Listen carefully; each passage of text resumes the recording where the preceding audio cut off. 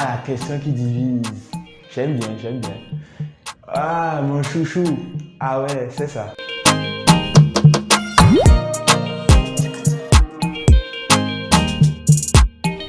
Bonjour. Fumilaya Asanvi, blogueur, créateur de contenus digitaux, podcasteur, créateur, fondateur du blog Avec Fumi.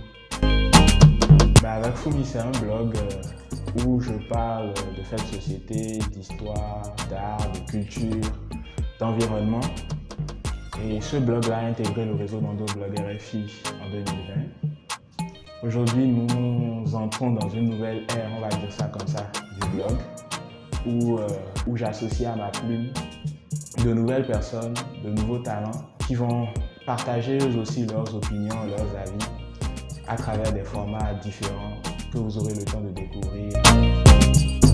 Parce que je suis très porté vers la communauté, que j'ai pas envie d'être seul, j'ai pas envie même si j'ai longtemps écrit tout seul sur ce blog-là et que j'ai partagé mes opinions à moi tout seul, c'est dans une idée, dans une volonté d'intégrer en fait les lecteurs, les personnes qui me lisent, qui m'écoutent avec moi, les mettre, les impliquer en fait, faire en sorte qu'ils se sentent concernés par ce que je vais dire, ce que je vais écrire, ce que je vais partager sur ce blog qui, en fin de compte, les concerne également.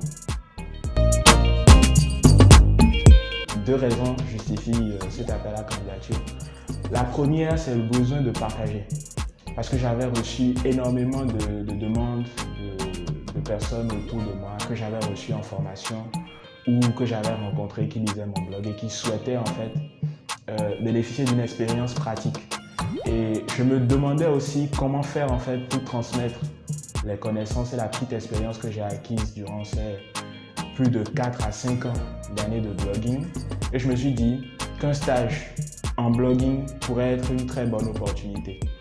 La deuxième raison, c'est parce qu'en vrai, j'avais du contenu à créer et que je n'étais pas en mesure de faire ce travail-là tout seul.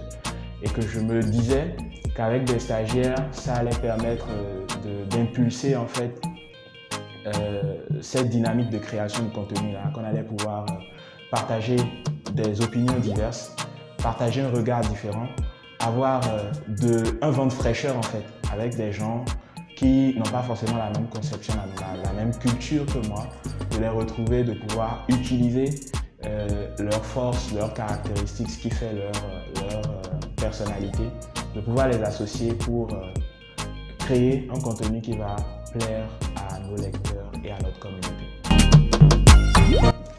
Alors, je vais dire que j'ai eu la chance d'avoir des stagiaires plutôt disciplinés, sérieux, qui avaient réellement envie d'apprendre et qui étaient à l'écoute de mes conseils, de mes recommandations et qui ont vraiment mis en œuvre tout ce qu'on avait comme tâche.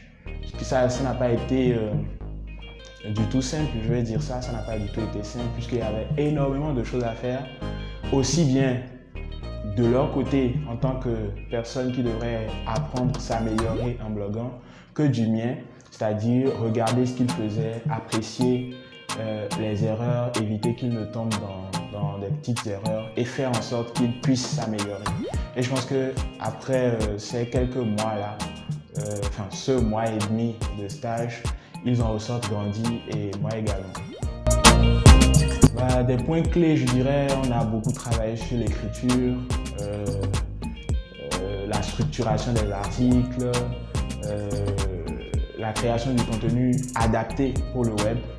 Et également, on a travaillé sur la promotion des articles qui a été vraiment très très importante pour nous, en tout cas sur la période du stage. Que ce soit des articles qu'on avait déjà publiés ou des articles qu'on a publiés durant cette période. Il y a eu vraiment un gros travail en termes de promotion et je tiens d'ailleurs à les saluer pour ça. Les résultats sont juste impressionnants, en tout cas en termes de promotion, que ce soit ce qu'ils ont appris, que ce qu'on a réussi ensemble à faire durant cette période. Je pense que je ne suis pas la bonne personne à qui il faut poser cette question.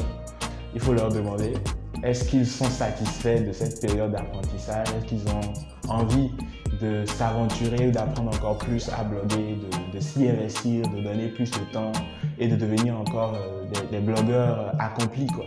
Je pense que c'est eux qui pourront répondre au mieux à cette question même. De mon point de vue, c'est-à-dire de celui qui transmet et au regard des contenus qu'on a réussi à créer durant ce mois et demi, pour moi, l'objectif est pleinement atteint. Ah, la question qui divise. J'aime bien. Ah, mon chouchou. Ah ouais, c'est ça. Sincèrement, j'ai pas de chouchou. Les deux sont super bons. J'ai beaucoup apprécié travailler avec eux. Au départ, on devait être 3 normalement. Je devais en prendre 3, mais finalement, j'en ai pris que 2. Et ouais, les deux ont été avec leurs points forts et leurs points faibles que je ne vais pas révéler. Mais ils sont, je vais dire qu'ils sont ex-aequo dans mes chouchous. À voir.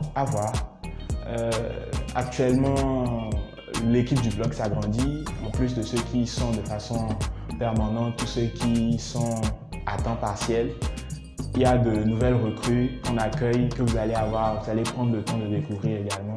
Et sincèrement, je pense que vous gagnerez tout à rester connecté, à vous abonner.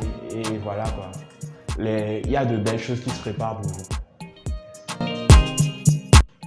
Alors, moi aussi, je dirais que j'ai découvert, comme tout le monde, sur Facebook, ces textes. Et voilà, c'est souvent très bien écrit, pour ne pas dire tout le temps. Et la façon dont il écrivait, en fait, m'a beaucoup plu.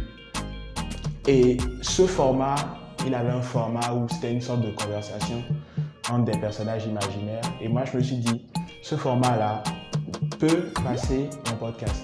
C'est-à-dire, ça peut être une conversation fictive, bien évidemment, où il échange avec quelqu'un sur les faits brûlants, marquants de l'actualité.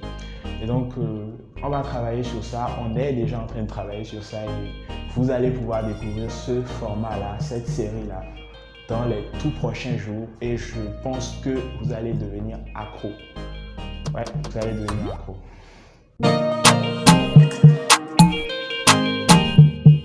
Bah, abonnez-vous les gars. Abonnez-vous.